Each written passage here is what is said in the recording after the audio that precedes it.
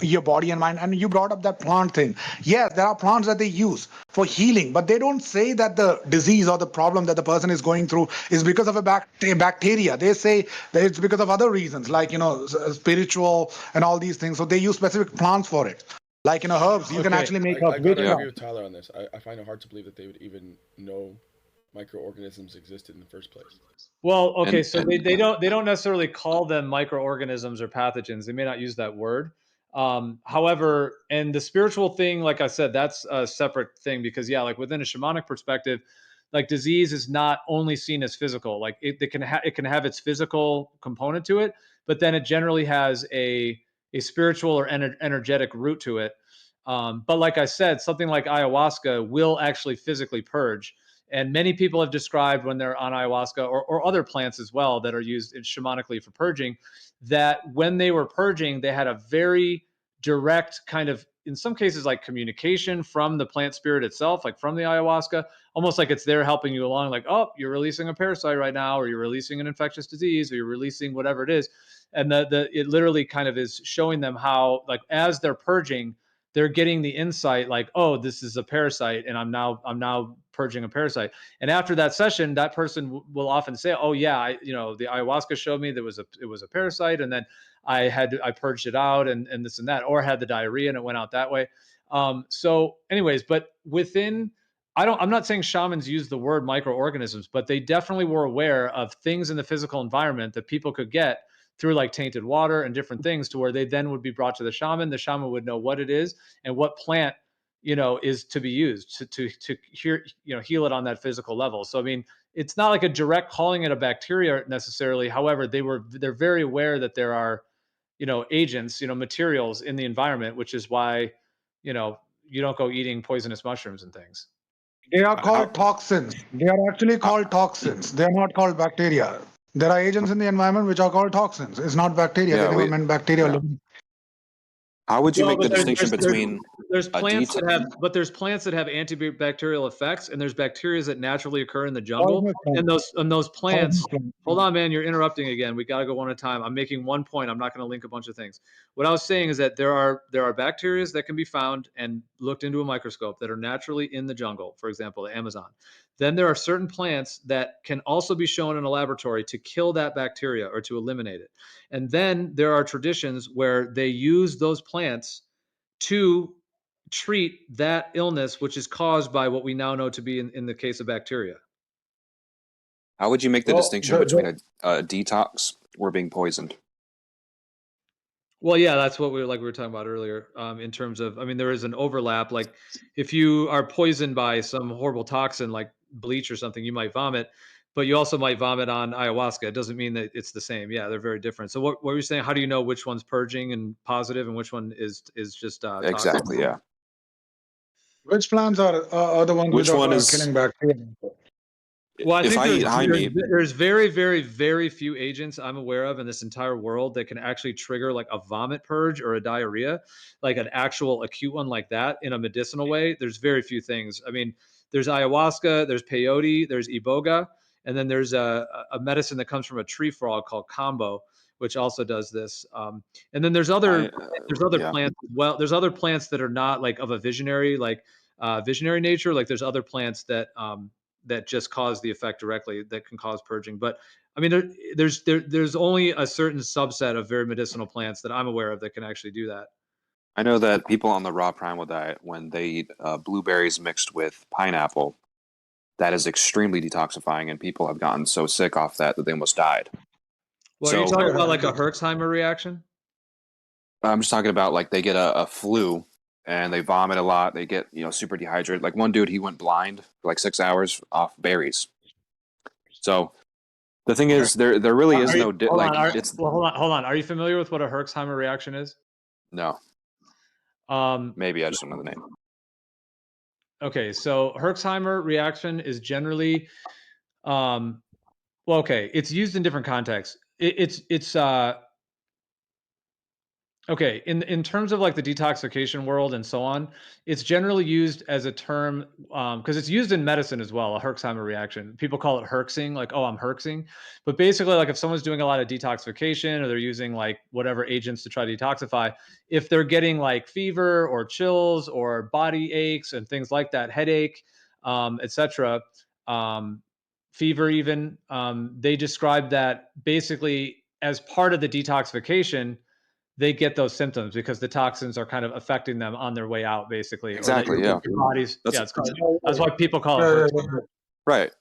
So yeah, how would you determine if you're getting like if I eat high meat and I get sick after? How do I know I got poisoned or I'm a detox? How would I know? Right. Well, okay. My response to that is that I don't think that like it's really the case that the body just naturally vomits like that, like for in terms of getting out toxins. Like if it's ayahuasca, that's unique because ayahuasca is unique, and ayahuasca can like ayahuasca like goes through the whole body. It collects the toxins. It collects in biofilms and various things that are not beneficial. It pools them in your stomach or in your colon, and then boom, you purge it out. So that's a very unique thing. But what I would say is that in general, like the body's always detoxifying. Like phase 1, phase 2 detox systems in the body. There's always a detoxification occurring, in the body. And then there's things like saunas or things where you can accelerate it. But in general, like the general toxins that people get, unless they're like acutely being poisoned, the general buildup of toxins, as far as I know, very, very rarely, if ever, would cause just like a vomiting, like an instant, effect like that. It might cause like chronic issues like body aches or joint pain or things like that, but generally not like an acute one in that sense. So I would say, yeah, if you had like an acute, I had some fish. This was like a few months ago. I had some fish that I didn't cook all the way, and I didn't feel good about eating it raw either. But I kind of missed part of where I cooked it. Anyways, I got like, yeah, it was bad. I got sick that one night, Yeah. and that was not just my body going through normal detox. That was like an acute thing that caused me to vomit in that sense. That'll So that'll if you undercook a meat, Okay, then you can have bacteria feeding on the cooked part, and that's what'll cause sickness. okay. So Gio, I just wanted to ask you. You talked about some plants which are used for healing, which kills bacteria, and it is actually treating the disease caused by the so-called bacteria. So what are those plants? Can I just look into it? The plants that you're talking about. I mean, That kill labeled as bacteria. that. Yeah, they kill bacteria, and then you said they are used as medicinal plants to treat the disease, which is apparently caused by the bacteria. So, what plants were they? Like, are there any specific names? Lime juice. yeah, Uh, there's No, I'm there's not asking you. no, yeah, I think I get your question. Yeah, I mean, there's hundreds, if not thousands. Which one? It depends on, well, like for example, I mean, just one that's a major one that's antifungal, anti bacterial, etc., is oregano oil. Oregano oil is really known for having beneficial effects for like the toxic yeasts, certain like yeast infections and yeast problems. But Bro, oregano is kind of like a like so oregano has a very powerful antibacterial effects, and it kind of has like a broad stroke that it can basically kill or can isolate and kill, quarantine and remove the negative effects of it of many kinds of bacteria. So that's why a lot of people use oregano, like it doesn't kill bacteria, bro. It doesn't actually kill bacteria. That is what it actually helps in removal of toxins, and that is what they label as killing bacteria. Oregano doesn't kill bacteria. It's not well, true. it's kind of hard to prove it either way. So well, it actually Yeah, does. I mean, there's also these antibiotic resistant strains of bacteria that oregano oil can eliminate. Now, if we're or, using the word kill, that's why I said quarantine and remove, because are we talking about deactivating the bacteria, killing it, flushing it out? There's all these different ideas. However, the effect of oregano oil is like it's even effective against antibiotic, so like, they have these antibiotics, and there's certain bacteria that has become immune to like antibiotic resistant, meaning that certain bacteria that even antibiotics can't kill, oregano can kill those, for example. Oregano doesn't kill bacteria, bro. It actually removes toxins. It's used as an infection, curing infection. It's used for curing infection in the body. And that is because they are actually trying to remove toxins from the body. That's exactly what it does. Bacteria is not killed by oregano plant. Plants So don't Okay, in kill. other so words, okay, so oregano is called a bactericide. It's a specific term, bactericide, and just like suicide, etc., there's a reason it has that side that part of the word. So yes, oregano is a bactericidal. So how So does you think it's oregano good to distinguish take between good and bad antibiotics bacteria? then? Wait a minute. How does oregano distinguish between good and bad bacteria? Because you believe that there is good and bad. So if they are killing bacteria, I mean, how does it distinguish? How does that actually make any sense? Because it's written Yes, because antibacterial, which means I can it answer the kills all question. bacteria. I can answer the question. No, it only kills specific ones. It does not necessarily kill everything. These are medicines. Oregano is a medicine, so it's specifically its compound. It doesn't just kill. For example, if you have a bunch of well, I mean, there's debates about this whether oregano does kill probiotics or not, kind of thing, or good bacteria or not. I mean, that's a discussion with any plant. Are these plants killing the good guys, killing the bad guys? If they're a medicine and they're medicinal, then they're going to kill the good guys, or sorry, kill the bad guys if they're medicinal. And so yeah, they're not. Now there's things like hydrogen peroxide that maybe kills a lot of things, or alcohol or things like that kind of do kill everything. But that's not what like oregano is. Oregano is like a specifically targeted medicinal type of bactericide or antibacterial type of compounds that is able to eradicate many of the disease causing ones, and Can I ask you something? while keeping your good You bacteria intact. you said it is debatable. That right there, puts a question mark that there is no actual evidence that it does. It's just like the globe earth thing. No, You I'm said it saying is that debatable. people dude, this has nothing to do with globes. What I said is that people may debate it. They may claim like oregano, does this or that. There's that part. I'm just saying people in the health world may claim, because there's many forms of types of probiotics. Has oregano been tested in a laboratory for every single one of those probiotics? Probably not, because there's thousands of different kinds. However, there's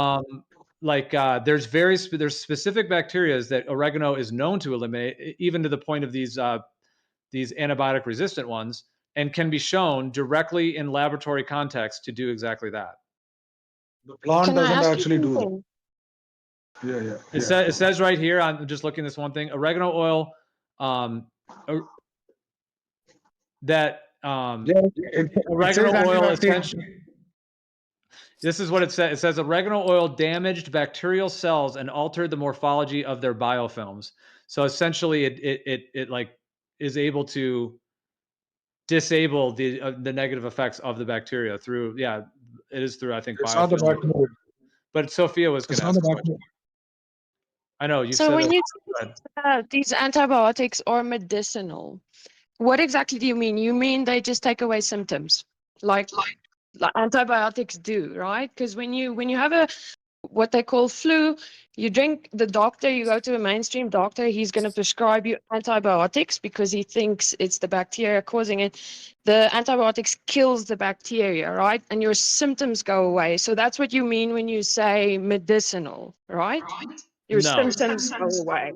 No. First of all, you might have come in late to the conversation. I am not talking about, I was saying antibiotic resistant strains of bacteria that oregano is able to do, meaning a type of bacteria that antibiotics don't kill, like the bacteria has evolved to become resistant to it. I was saying oregano oil will kill that bacteria. So what I was referring to is plants and medicines, like plant compounds that come naturally from nature, which have these antibacterial or bactericidal qualities to them. That's what I was referring to. Antibiotics that big pharma makes, they are effective at killing certain bacteria, but they also do kill a lot of your good bacteria, and I don't recommend them at all, ultimately. Like